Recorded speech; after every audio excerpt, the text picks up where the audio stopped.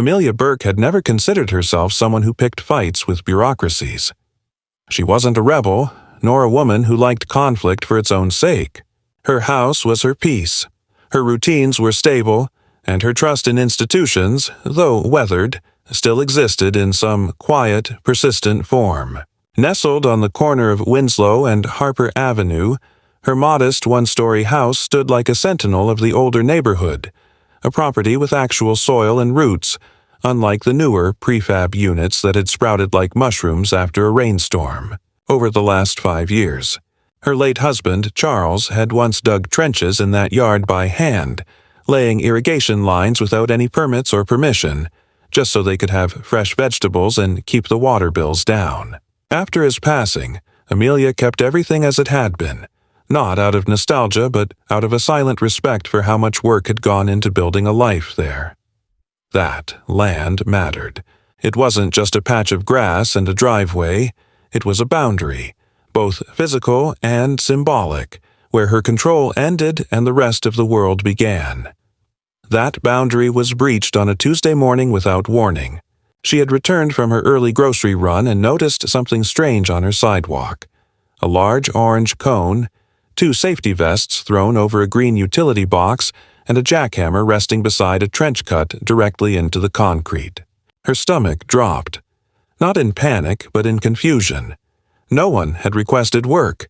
No notices had been posted on her door. There had been no flyers, no emails, no late-night knocks from clipboard-wielding contractors offering vague apologies for the noise they'd be making the next day. And yet, there it was. A slice of her walkway had been removed, and down in the opened trench, someone had already started running black insulated cable through a PVC conduit. "Excuse me?" she called out, the question firm but not confrontational. A man in a hard hat popped his head up like a prairie dog, blinked and looked over his shoulder before hauling himself out of the trench with a grunt.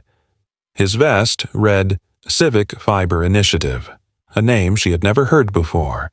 He looked at her like she was the one out of place, dusting off his gloves, not the least bit apologetic.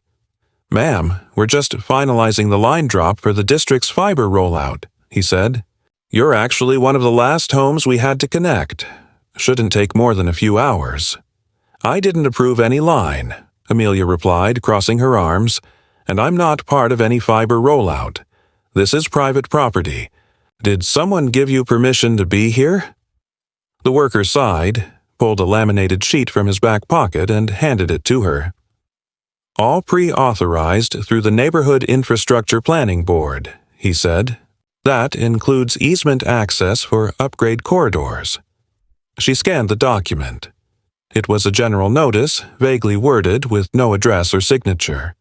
It used phrases like public utility optimization, access corridor standardization, and network equity integration. Nothing in it said anything about crossing onto her parcel or installing anything on her property, let alone digging a trench through her sidewalk. "I'm not in any planning board," she said, "and that easement ends 2 feet from that fence. You're well past it." "Well, it's already in," he said, shrugging. "You'd have to take it up with the planning office if you want a reversal. But, just so you know, pulling a state-authorized installation could be a finable offense." Then he turned around and descended back into the trench as if she hadn't said anything. That was the moment when something shifted in her. Not anger exactly, but a quiet fury. The kind that didn't flare but rather simmered slowly, fed by the realization that something had been taken from her without a word of consent.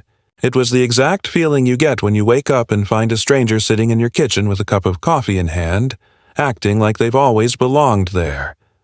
Amelia didn't shout. She didn't call the police or run to the neighborhood app to post a flurry of indignant photos. She walked back into the house, made herself tea, and sat by the kitchen window, watching them complete the work.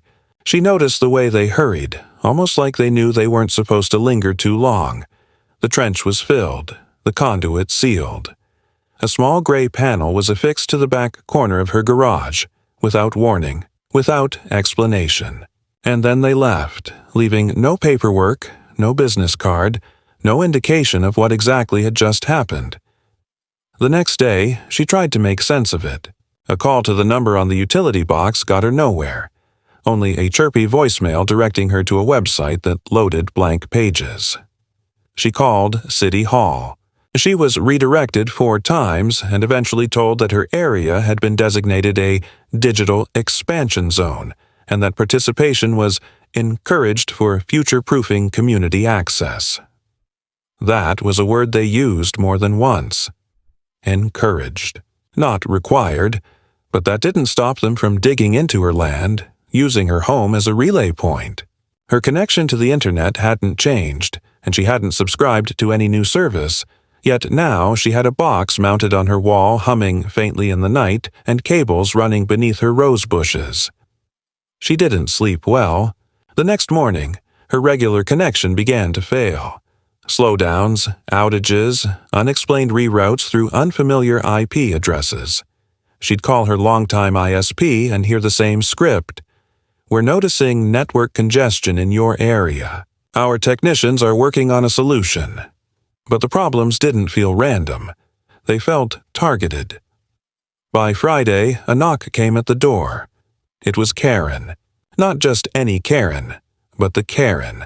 Short blonde perm, a floral blouse tight around her middle, and a smile that suggested practiced patience laced with caffeine and passive aggression. She was not officially affiliated with the planning board, the city, or the utility service. She was, in her own words, just helping coordinate digital inclusion for our neighborhood. "I wanted to personally thank you for participating," she said as Amelia stepped onto the porch, "and let you know that the neighborhood appreciates your contribution. Your corner lot is actually key to stabilizing the new relay grid. It's sort of the heart of our little digital village." "I didn't agree to anything," Amelia replied flatly. "And I'd like to know who told you that my home was a part of this project." Karen didn't blink. "Oh, it's just one of those things that sort of happens. You know? Progress. The city signs off, the contractors come in, and before you know it, we've got lightning-fast fiber that bumps all our property values. Win-win, really. Besides, this is all in your best interest. It's not like they're charging you for it." "But they used my land," Amelia said, "without permission. That makes it my problem, not my benefit." "Well," Karen said, her voice dropping half a register into something sharper, "some folks might say that not participating could come off a little unneighborly. This whole thing works because everyone agrees to play their part. Otherwise, it all sort of falls apart. That's not what you want, right?" Amelia stared at her. Something about the way Karen said it, the tone, the suggestion, the threat tucked behind fake cheer, made it clear this was no simple misunderstanding. This was infrastructure by force, and it had already happened. Amelia didn't have the luxury of resisting. What she needed now was a plan, because the game had already started and they'd set the board up without her. But she was going to make sure that before it was over, they'd regret ever thinking she was just another corner lot pushover. The following week unfolded with a kind of quiet hostility that didn't announce itself outright but lingered around the edges of everything Amelia did. She'd wake up in the morning to the soft hum of the unauthorized fiber box mounted on her garage, like a quiet mechanical breath that never stopped, a reminder that something foreign had taken root in her space. Her internet connection, which had been stable for years, now fluctuated unpredictably. It wasn't catastrophic, just enough to interrupt Zoom calls, to make videos buffer, to send emails in duplicate. The kind of dysfunction that slowly chips away at a person's patience, and worse, makes them start questioning their own memory. Did I click send? Did I open that page already? Was it me, or is something just off? She decided to take a firmer step. If this wasn't just some mistake, if the line really had been run through her land as part of some vague, unapproved initiative, she needed someone accountable. Not a contractor with a shrug and a laminated sheet, and certainly not Karen with her smiles and veiled warnings. No, this needed someone in a city department who could explain under whose authority this was done. So she drove down to the municipal planning office with a folder under her arm, maps of her property, The original plat filed when she and Charles bought the house in the 90s, and a photo she'd taken of the conduit work before it was sealed. She waited in a beige lobby for nearly an hour, surrounded by posters reminding residents about water conservation, street sweeping schedules, and infrastructure resilience timelines. Finally, she was ushered into a side office where a city liaison named Brandon greeted her with the enthusiasm of someone who'd just been interrupted mid-lunch. He skimmed through the paperwork with all the interest of a man reading a menu he wasn't planning to order from, nodding occasionally, but not offering much in return. "You're saying they installed the fiber box without permission?" he asked eventually. "I'm saying they trespassed, Brandon," Amelia replied, keeping her voice level. "They dug into my sidewalk, ran conduit under my lawn, and installed equipment on my building. I've never signed anything. There's no easement that gives them that right. And I want to know who authorized it." Brandon sighed and tapped on his keyboard with 2 fingers, slowly pulling up a network access overlay of the neighborhood. Her address was marked in green, denoting it as a verified corridor integration point. A small line of text read, "Provisional use approved. General Infrastructure Alignment Plan, Phase 2. "There's your problem," he said, turning the monitor. "Slightly. Looks like your property was rolled into a provisional access plan last year under GIAP. It's not individual approval based. It's bulk accepted under local compliance statute." "I've never even heard of that plan," she snapped. "I certainly never agreed to it." "You wouldn't have been asked directly," he replied. "It went through the Community Integration Committee and was included in the last budget proposal for public services." "You're saying I got opted in because someone slipped it into a budget proposal?" He gave a non-committal shrug, then said, "Technically, you opted in by default when the neighborhood was designated a coverage expansion zone.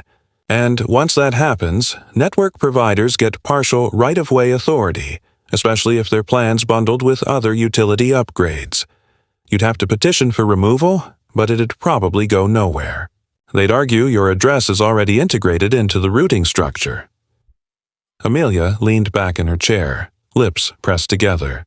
"So what you're saying is that a private company installed equipment on my land without asking me, and I have no official avenue to make them remove it." "That's not exactly what I said." "But that's exactly what it means." "I mean," Brandon said, rubbing his forehead, "if it helps, you can file an incident form. But, to be honest, unless there's a safety violation or a major malfunction, it won't trigger a review."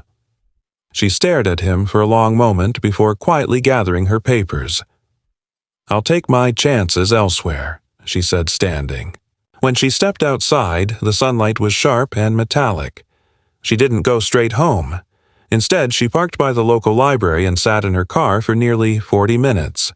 It wasn't indecision. It was calculation. This wasn't going to be solved with one angry call or a nicely worded letter. They had planned for complaints. They had the structure in place to absorb outrage. What they hadn't planned for was resistance that wasn't predictable. Back at home, she did a full survey of her property, this time with Charles's old measuring tape and a clipboard.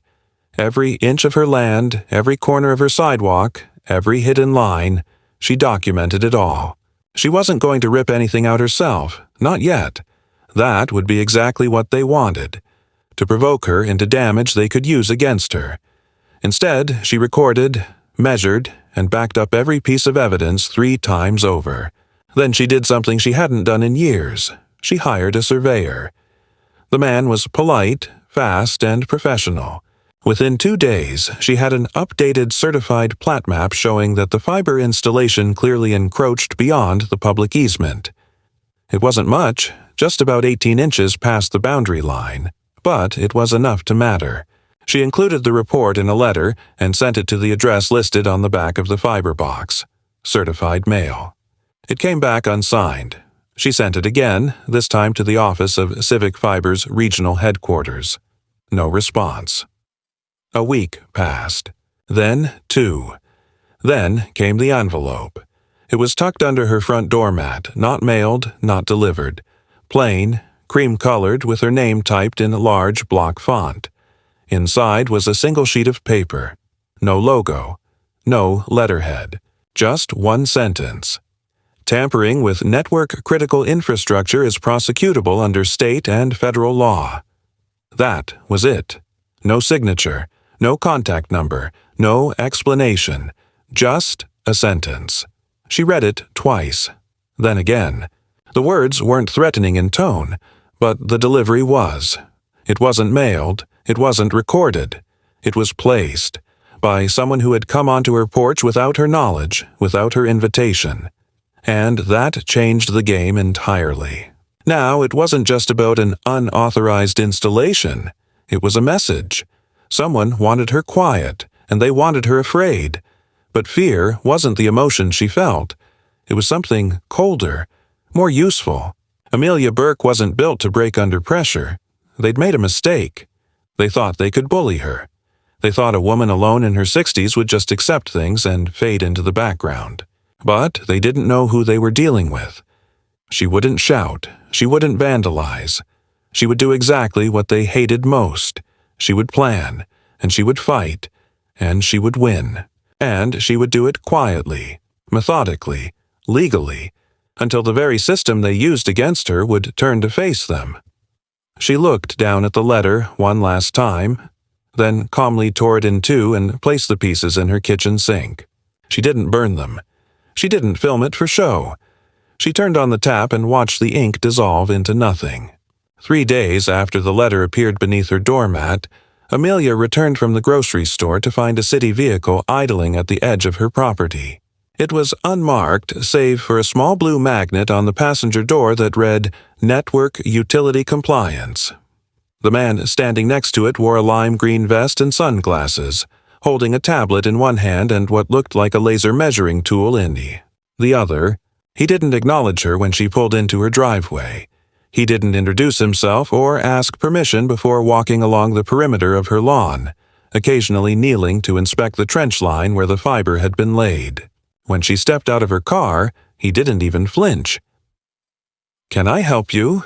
she asked, walking up to the edge of her walkway. He tapped something into the tablet, looked over his shoulder, and said, "Just doing a post-install compliance check, ma'am. Won't take long." "I didn't request one," she said, arms folded, "and I haven't given you access." The man straightened, still not making eye contact. "It's part of standard procedure after node activation. Nothing to worry about." "I'm not worried," Amelia said flatly, "but I am curious, because your team already trespassed once and you're about 3 feet over the public easement line. Again." That seemed to get his attention. He looked up, his face impassive behind his sunglasses, and after a pause, he said, "Well, if that's the case, I'm sure it'll be corrected in the system." Then he gave her a polite half-nod, walked back to his van, and drove off without another word. That evening, Amelia noticed the connection interference worsened. Her printer went offline inexplicably. Her smart thermostat displayed errors even though she'd disconnected it from the home network months ago. Her old landline, kept for emergencies, began ringing with static pulses that no one responded to on the other end. It felt like noise was bleeding into her house, not just through cables, but through walls. Something intangible had been inserted into her space. She began turning off devices at night, unplugging anything not essential, keeping her Wi-Fi disabled unless she absolutely needed it. When she spoke with her lawyer, a quiet, precise woman named Lily Porter, referred to her by a former colleague, Amelia learned that Civic Fiber was a contractor working under the umbrella of a larger network expansion directive, which had been bundled with several public-private infrastructure initiatives over the past year. Lily was calm but candid. "They're using regional grants meant for broadband access," Lily explained. "It's all routed through non-disclosure agreements and third-party logistics. You won't find a single signature anywhere that directly points to you giving consent. But that's by design. These projects operate on general consent via policy endorsement. The city effectively sold your access as part of a utility cluster." But it's my land, Amelia said. Not anymore. Not in practice. You're now an access point in a decentralized routing mesh. They need density, and your location makes you optimal. They call it signal efficiency by grid topography. And if I wanted them out? They'd say removal of the equipment impairs system integrity, and they'd lean on the state protections for utility-grade installations. So they're untouchable. Lily hesitated. Not untouchable, just untouchable through traditional routes. What they're doing is legal technically, but not if we can prove it's creating undue burden, or if you show they've manipulated access or caused interference with unrelated systems. We'd need independent verification, and that costs money. Then let's find another angle, Amelia replied. I'm not trying to sue them out of business. I just want my house back. Lily tapped a pen against her notepad. Then we find someone who wants the same thing for different reasons. Leverage. Amelia didn't like the sound of that, but she understood it. The opportunity came sooner than expected. The week after her meeting with Lily, a local tech installer named Jeremy showed up at her door. He was there to update her neighbor's mesh Wi-Fi system, and in the process asked if she'd noticed unusual interference around the block. She hesitated, then invited him in. He carried a portable signal scanner and agreed to do a sweep of her property just to satisfy his own curiosity. Within 30 minutes, he looked visibly disturbed. There's a routing repeater active on your wall, he said. It's not just passive infrastructure, it's live, broadcasting. And, from what I'm seeing, it's acting as a secondary relay for Civic Fiber's extended range. Meaning? Your house is a node, a live signal node. You're carrying encrypted traffic from other homes through your conduit and into a junction on your back fence. It's invisible to home systems because it's bridged outside traditional protocols. But it's there. She didn't speak for a moment. Then, can you prove that? He looked unsure. I mean, yes, but I probably shouldn't. This isn't just a signal leech, it's a redistribution point. Tied into fixed location hardware, I could get in trouble for even identifying it. I didn't ask you to take it apart, just document what's happening. Jeremy returned 2 days later with a printed report. It was technical, dense with signal diagnostics and heat maps, but at the bottom it said what mattered in plain English. Unauthorized infrastructure installed on private property, consistent with extended use relay node, violation of declared easement boundaries likely. Amelia gave it to Lily, who began, preparing a motion for injunctive relief. Not to sue, but to freeze further activity on her property until the situation could be assessed. But that's when the retaliation began. First, her trash collection stopped. Not missed, stopped. The city contractor said her address had been temporarily suspended for internal service recalibration. Then a code violation notice arrived in the mail. Overgrown foliage obscuring a utility box. The photos included weren't even of her yard. Then someone filed a noise complaint against her. She hadn't hosted a guest in weeks. Each infraction on its own was laughable. Together, they formed a pattern. Karen returned soon after. Her cheerful act peeled away to reveal something meaner, more procedural. I'm afraid there's some concern regarding your current occupancy, she said, as if reading from a cue card. We've had reports of unauthorized service work, unapproved equipment, even suggestions of interference with city systems. I wanted to offer a chance for you to bring things into alignment. Quietly. Amelia said nothing. Karen tilted her head. You're a respected homeowner, Amelia. No one wants things to escalate. This neighborhood depends on cooperation. It's what makes all of this possible. I didn't ask for any of this, Amelia said. Karen smiled. None of us do, dear. But we all play our part. She walked away without another word. That night, Amelia reviewed her security footage. 4 times over the previous 2 weeks, a man had walked up her driveway at night and stood just short of her porch. He never rang the bell, never knocked, just stood, watching, then walked away. His face never fully caught by the camera. Each visit lasted less than 30 seconds. She'd never noticed it before. The next morning, Amelia bought 3 more cameras. She installed motion sensors, floodlights, locked the gate between the driveway and her backyard.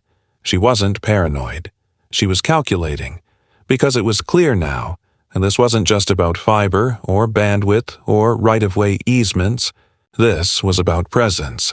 They had installed themselves into her home, into her systems, into her life, and now that she'd pushed back, they were pushing back harder.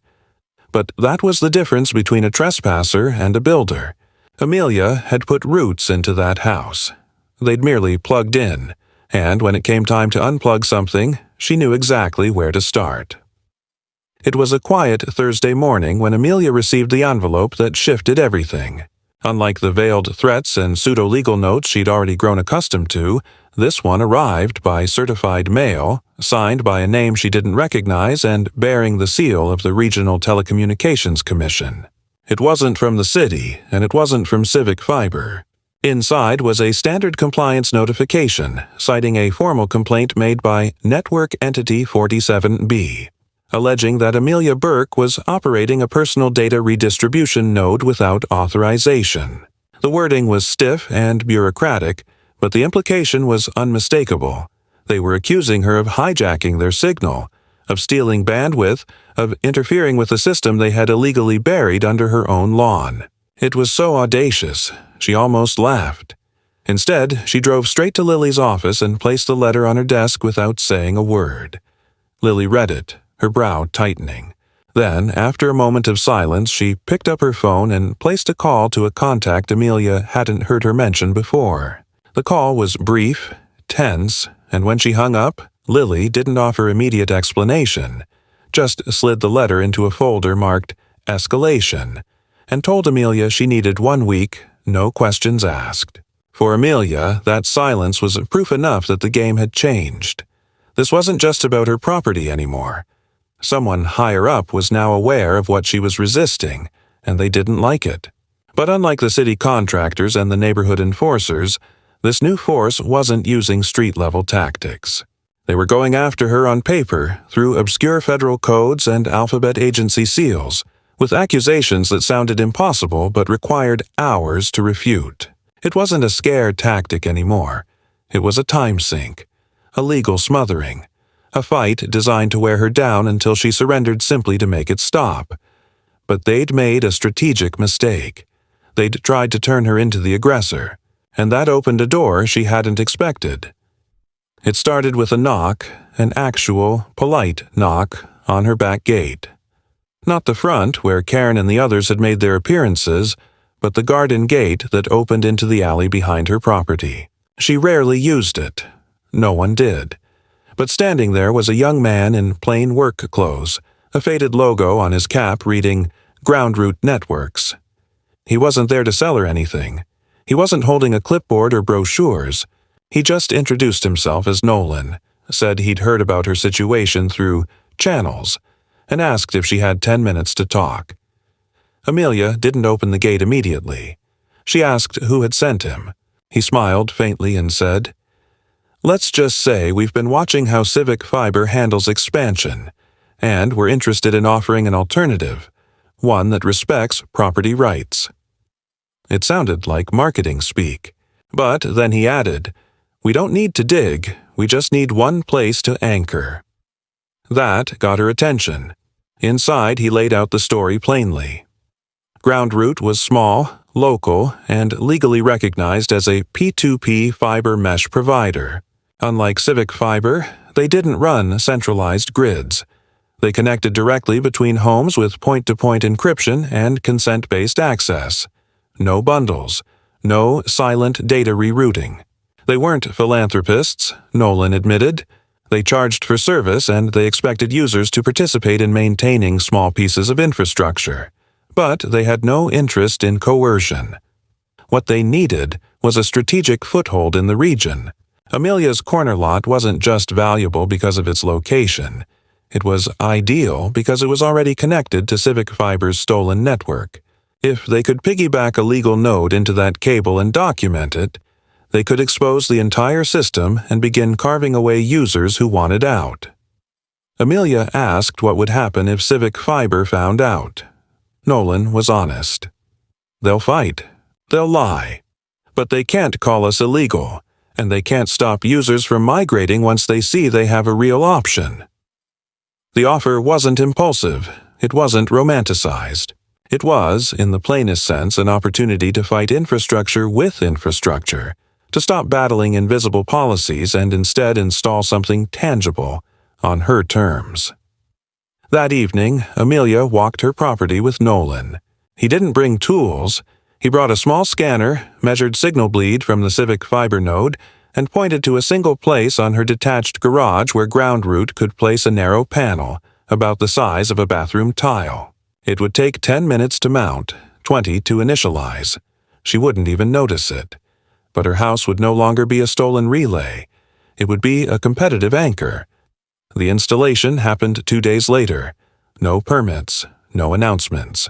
Just a quiet visit, a cable fed through a corner vent, and an LED light that blinked green in steady rhythm once the connection went live. Amelia didn't feel vindicated.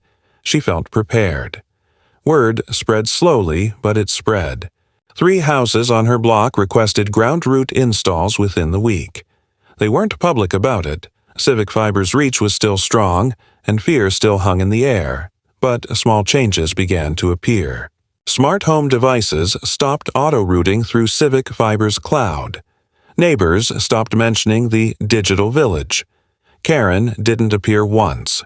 It was as if someone had pulled the energy out of the enforcement structure, or maybe Civic Fiber sensed something slipping and had begun recalibrating its strategies elsewhere. Amelia didn't trust the quiet, but she welcomed it. And then came the email. Not from a lawyer, not from a city department, just a single line from an anonymous address, no subject. You opened a door you won't be able to close. She stared at it, reading it 3 times. It didn't frighten her, but it made something click. This wasn't the beginning of resolution. This was the midpoint. The fight hadn't escalated to chaos yet because the systems that controlled her had relied on momentum, on inertia, on people not knowing they had alternatives. She'd interrupted that momentum. And they knew it. She forwarded the email to Lily. Within the hour, her attorney replied, "We've drawn blood. Let's keep going." Amelia turned off her computer, walked outside, and stood beneath the blinking panel that now served as the silent symbol of her defiance. She didn't need revenge. She didn't need attention. She just needed the line to hold. And now, finally, it was hers. Amelia knew the quiet wouldn't last. For nearly 2 weeks after the ground root installation, her home became a strange pocket of stillness within a larger, unseen storm. No new letters appeared under her door. No city vehicles lingered outside. Even Karen's unnatural presence seemed to have evaporated. The ground root node on her garage blinked dutifully day and night, and Amelia found herself cautiously hopeful that she had, in some small way, taken back control. But then came the signs. Small at first, but unmistakable to someone who had already learned how to read the landscape of subtle warfare.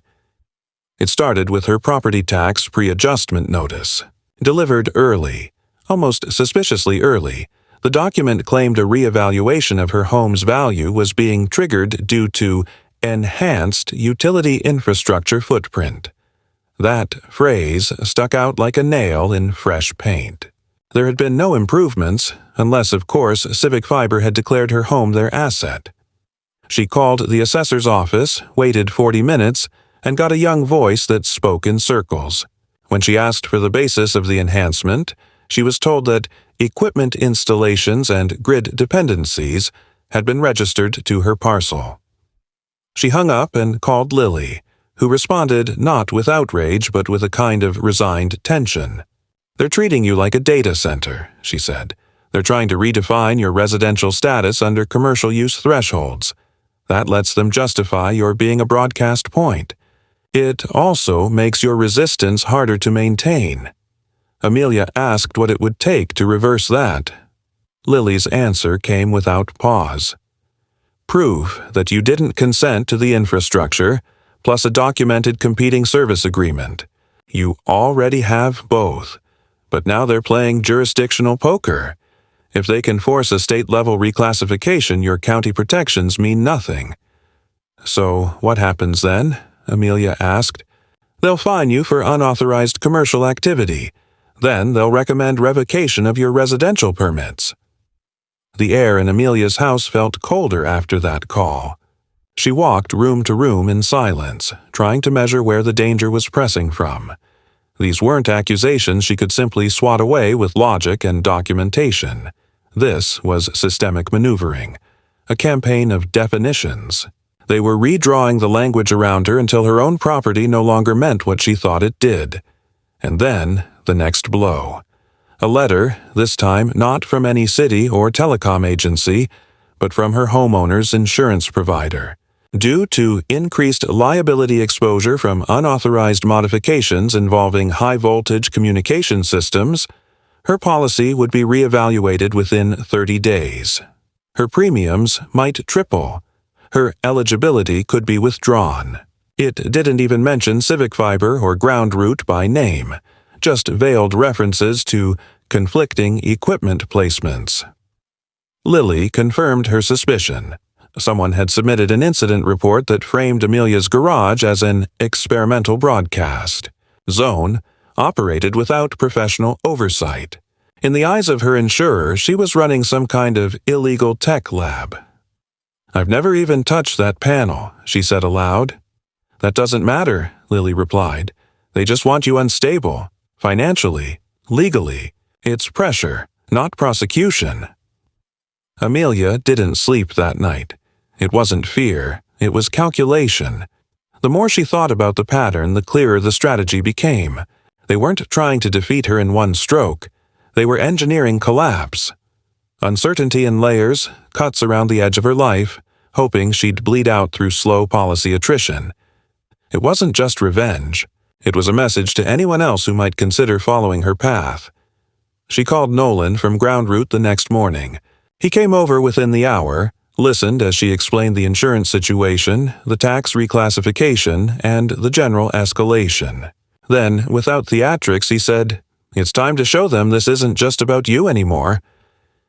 Within 2 days, Ground Route deployed a second node, this one hosted by a couple 3 streets over who had been waiting silently for permission to join, but were afraid of retaliation. Amelia visited them herself, over coffee and quiet conversation. They were older, cautious, but resolved. Once their node went live, a third followed, then a fourth. None of the installations were advertised, but the change in network traffic was immediate and measurable. Nolan showed Amelia a traffic heat map. Civic Fiber's grid, once uninterrupted in their section of the district, now had gaps, small interruptions that represented homes opting out, redirecting their flow, sending packets away from the central funnel. They'll notice this within a week, Nolan said. They noticed in 2 days. A black SUV appeared at the edge of her block late in the evening, its lights off, parked under the tree canopy just beyond camera range. Amelia noticed it because her new sensor grid pinged an unfamiliar signal signature, a wireless device cycling through handshake requests, trying to spoof local network IDs. It wasn't subtle, it was deliberate. The next morning, a man in a gray suit with no name tag knocked on her door. He introduced himself as a field representative for Digital Integration Partnerships, a vague-sounding name Amelia didn't recognize. "We're conducting a quality audit of third-party network behavior," he said. "We've had reports of irregularities that might interfere with licensed digital infrastructure. Would you be willing to answer a few questions?" "No," she said, and closed the door. He stayed outside for 6 minutes, then left. No threats, no escalation. Just presence. Just the act of standing there to remind her that they were watching. 2 nights later, someone tagged her back fence with a QR code spray-painted in red. Not a gang tag, not a symbol, just a scannable code, raw and sharp like a signature from a machine. Nolan scanned it the next morning. It redirected to a blank page with a single phrase in bold. Seed nodes will be isolated. "What does that mean?" she asked. "It's bluff language," he said, "but not empty. They're threatening to cut you off from everything if you keep hosting." "Can they?" "Only if we let them." The following week, Karen returned. No clipboard this time, no smiles. She stood at the foot of Amelia's driveway, hands clasped as if awaiting permission to approach. Amelia didn't give it. Karen spoke anyway, projecting her voice across the yard. "This isn't a war you can win, Amelia. No one else will stand with you when they start pulling accounts. You think this is about wires and panels, but it's not. It's about structure, and you don't get to rewrite that. You're not big enough." Amelia didn't answer. "You should start thinking about what you're willing to lose," Karen added, "because they've already started thinking about what they'll take." She left after that. And this time, Amelia didn't feel angry. She felt steady. The more they warned her, the more clearly she understood how much they feared her.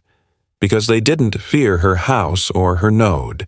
They feared the idea of one person unplugging from their current and sending it somewhere else. That was the real threat.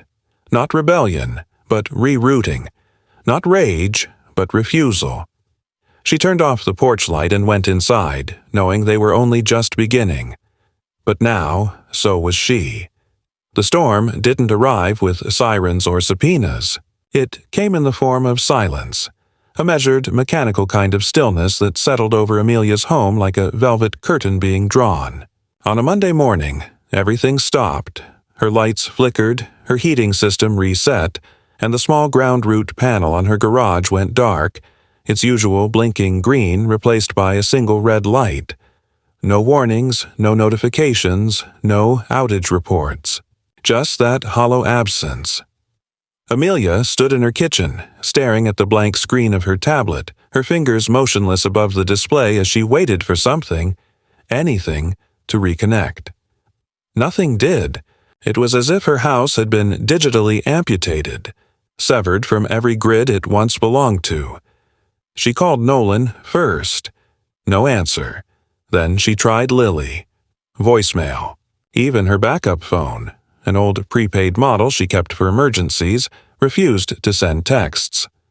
When she stepped outside to try to get a signal, she saw the 2 men, dressed not like contractors but like government surveyors, neutral windbreakers, tablet in hand, reflective bands on their arms, walking along the property line, marking something on a digital map. They didn't look at her. They didn't speak. One of them pointed toward the node on her garage. The other nodded. Then they turned and left without a word. Amelia understood what was happening. This wasn't about revoking her access. It was about removing her from the system entirely. They weren't cutting her off. They were erasing her. Digitally, municipally, structurally. Within an hour, her smart meter flashed a warning light. By afternoon, her bank app flagged an identity verification issue. By evening, 3 recurring payments, her insurance, her security service, and her pharmacy account had been declined. The infrastructure of her life was being dismantled, not through brute force, but through quiet bureaucratic sabotage. She drove across town to Lily's office the next morning, only to find the suite dark, the front desk empty, and a handwritten sign taped to the door. Closed for review by order of Infrastructure Oversight. She called again, left a message, this time not demanding legal action but simply asking, "Are you safe?" That was when she knew this had gone beyond her property, beyond her node. This had become something else entirely. A message, an example, and she was the template. Amelia didn't panic. She didn't yell. She drove home, walked into her garage, opened the panel cover of the ground root box, and inspected the internal routing chip Nolan had installed weeks ago. It was intact, untouched. Whatever civic fiber had done to neutralize the node hadn't involved physical sabotage. It was all upstream, somewhere in the signal authorization tier, which meant the panel wasn't broken. It was waiting. She grabbed Charles's old lockbox, the one he used to store blueprints and hard copies of the house's wiring from when they built the extension in '94. From the bottom of the box, she pulled out the only item she'd never touched before, a sealed envelope marked Hard Disconnect. Inside, as he had promised before he died, was a list of instructions, not about the house, but about cutting it off from everything. Amelia spent the afternoon following each one. Power relays were switched manually. The thermostat reset to analog. The backup generator was tested and charged. Every modem, panel, and sensor she didn't personally install was removed, boxed, and stacked in the center of the garage. And then she waited. That night, the van arrived. Black. Unmarked. It parked across the street without headlights, engine idling for almost 10 minutes before shutting off. Two figures stepped out, not the same men from earlier. These wore headsets, gear vests, the look of quiet professionals trained not in law but in logistics. One held a case. The other, a long antenna-like device that he slowly rotated toward the house. She saw it all from the darkened window of her living room, motionless behind the curtain, eyes focused on the red glow of their equipment. Then her motion sensor triggered. The faintest whisper of gravel shifting. Someone was approaching the side gate. She stepped out before they could knock, flashlight in one hand, camera in the other, already recording. "This is private property," she said clearly. "You are not authorized to be here."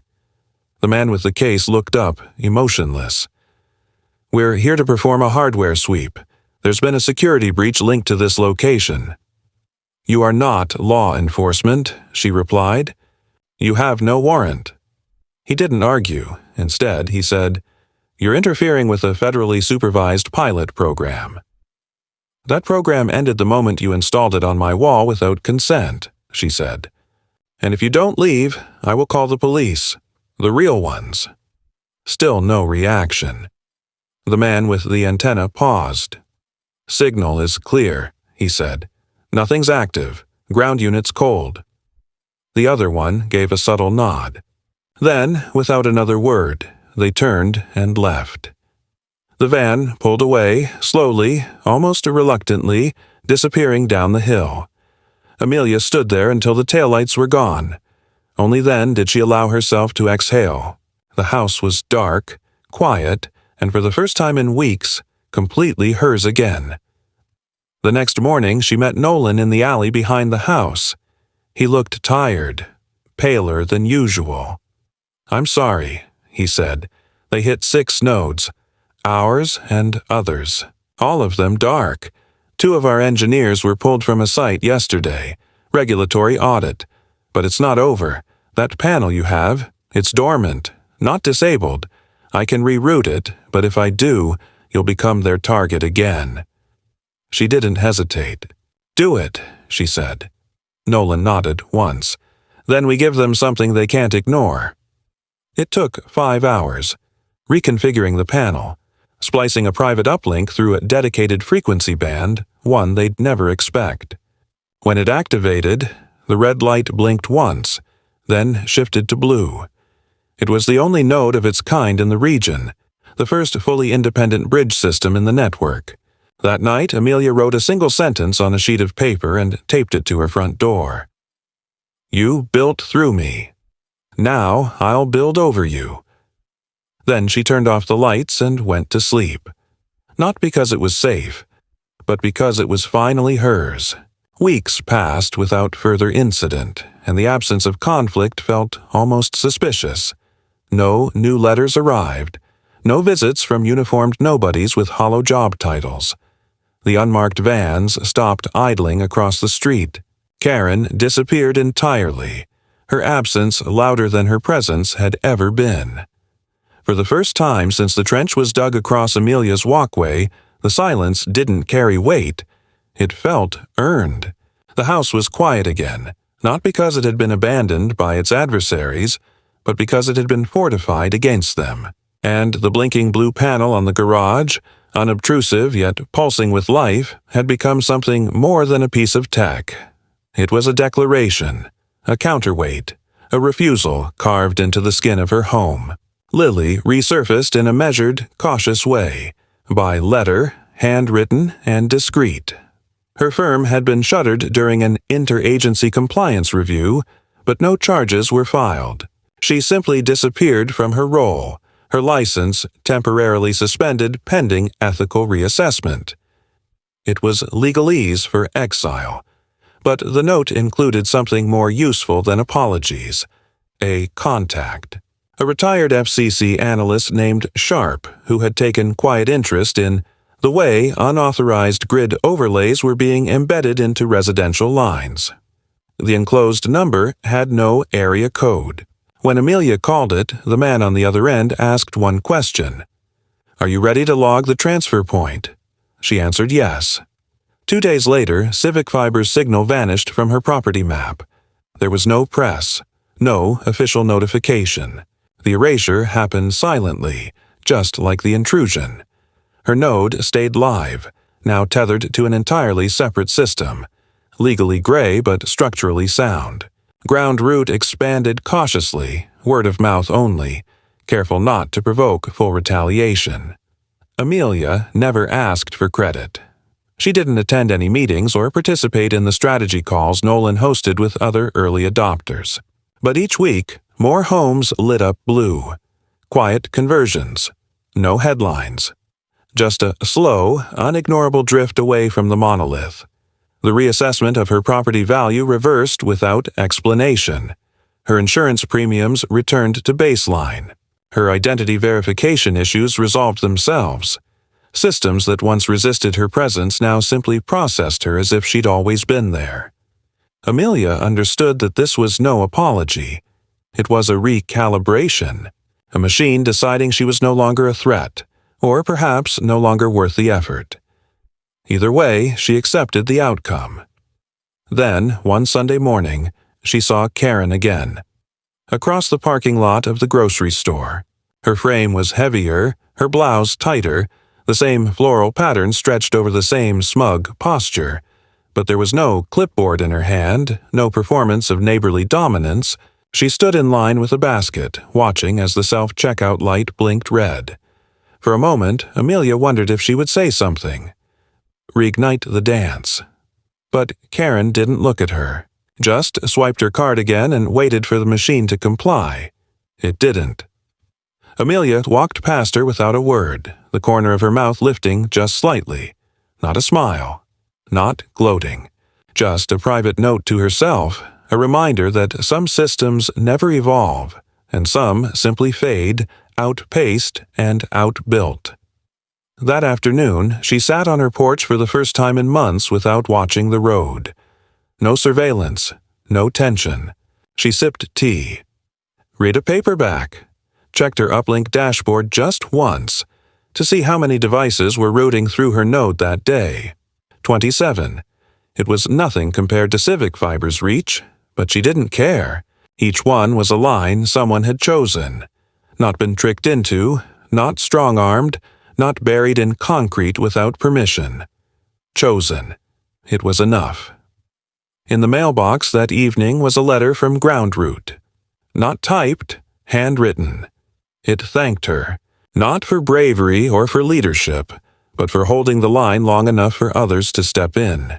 No fanfare, no press release, just a line. You anchored something that matters. She left it on the kitchen counter, unopened after the first reading, and returned to the porch, where the sky was finally starting to turn gold. The war wasn't over. It never really would be. Not in a world where systems were designed to outlive accountability. But this corner, this small, square stretch of earth had been reclaimed, not by resistance, not by protest, but by redirection. And for the first time in a long time, the signal flowing through Amelia Burke's home was hers.